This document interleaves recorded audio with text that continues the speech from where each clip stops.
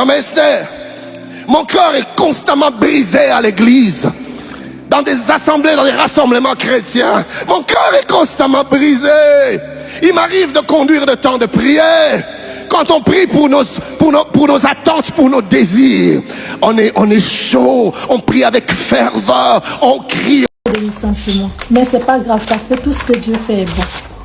Pourquoi mon pasteur m'a licencié? Si un garçon est métis comme moi là, un impudique.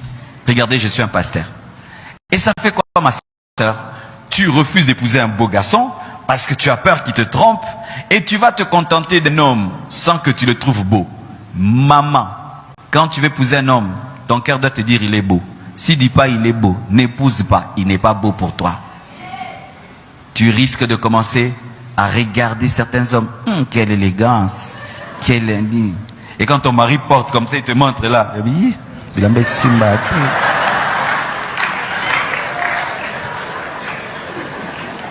Amen. Épouse une femme que tu trouves belle, un homme que tu trouves beau. Et la beauté est relative. Certaines, les femmes claires, ils ne trouvent pas belles. Les femmes noires sont belles pour eux. D'autres, les femmes noires ne sont pas belles. Les femmes claires, d'autres, les hommes clairs sont beaux, d'autres pas, d'autres. Mais il faut que tu trouves ta femme belle, ton mari beau. Amen. Épouser un beau garçon. Reçu Blanche comme Seigneur et Sauveur. Les gens croient que le fait que Blanche est morte, je vais changer de message. Non, moi j'ai pas reçu Blanche comme Seigneur et Sauveur. Je n'ai pas été appelé par Blanche. C'était ma femme. Ce n'était pas mon Dieu. Et c'est ça, des fois, dans notre nation. Des fois même des païens qui jugent l'Église, qui ne comprennent rien à l'Église, qui jugent des pasteurs, et qui peuvent prendre de l'eau et jeter sur une lampe qui a coûté 200 $. Il y a des lampes qui coûtent très cher. Et il faut mettre du pétrole dedans. Il faut la mèche qui coûte. Et puis un peu d'eau. Ah, les hommes de Dieu, les églises. Et toi, tu as fait quoi dans ta vie? À cause du pasteur Marcelo, mon pasteur m'a licencié de mon travail. J'étais secrétaire à l'église et c'est moi qui gérais tous les entrées-sorties de l'église. Ça, c'est ma lettre de licenciement. Mais c'est pas grave parce que tout ce que Dieu fait est bon. Pourquoi mon pasteur m'a licencié? C'est à cause de sa femme. Sa femme, c'est une Congolaise et sa femme est la meilleure amie de la cousine directe de Maman Blanche.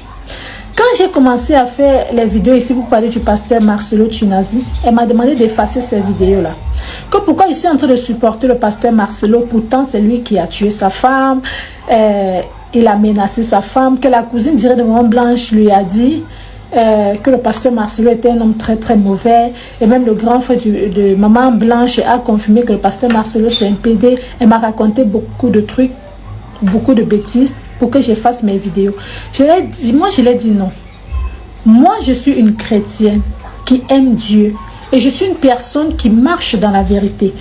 Je redis encore, tant que je n'ai pas les preuves qui prouvent réellement que c'est le pasteur Marcelo qui a tué sa femme, je ne vais pas arrêter de supporter. En fait, je ne vais pas arrêter de parler du pasteur Marcelo.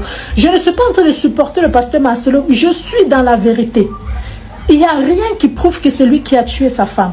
Je n'ai pas envie de mentionner le nom de mon pasteur parce que c'est une personne qui est très très connue sur les réseaux sociaux. Mais je parle de ça ici sur les réseaux sociaux. Pourquoi? Parce que c'est méchant.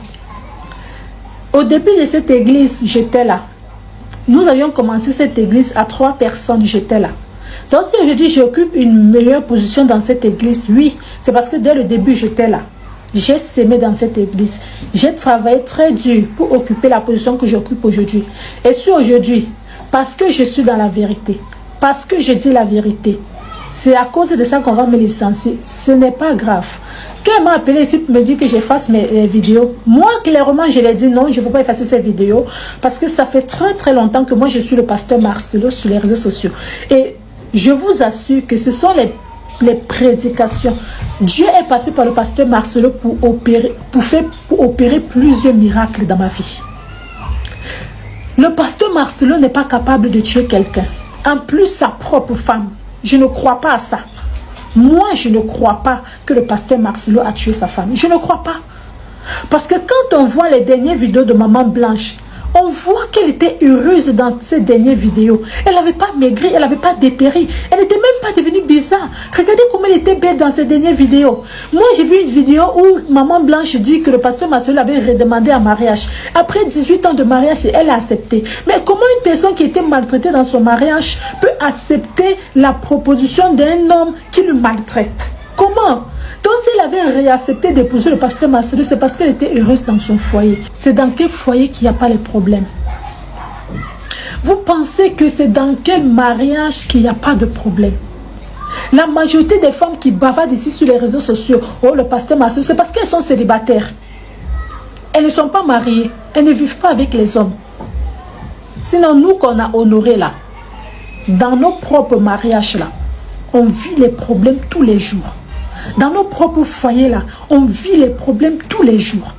Mais on est toujours là à cause du pardon. Il y a les problèmes partout. Mais arrêtez un peu.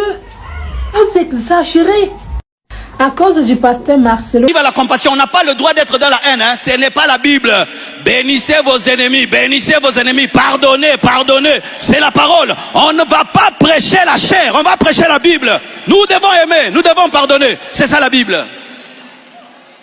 Dieu ne nous donne pas le droit de haïr qui que ce soit. Ce n'est pas ton droit. Frères et sœurs, s'il faut enlever les chaussures pour rentrer là où il y a une terre sanctifiée par Dieu, et alors rentrer au ciel, dans la nouvelle Jérusalem céleste, une ville pavée d'or, créée et construite par Dieu lui-même. Frère, tu n'entreras pas au ciel en demeurant dans le péché. Tu n'entreras pas au ciel. Les gens chantent la doctrine comme ils veulent. Non, la Bible dit que ni les impudiques, ni les adultères n'hériteront le royaume des cieux. La Bible le dit, la Bible le dit, la Bible le dit. Les efféminés n'hériteront pas le royaume des cieux. C'est écrit dans la Bible.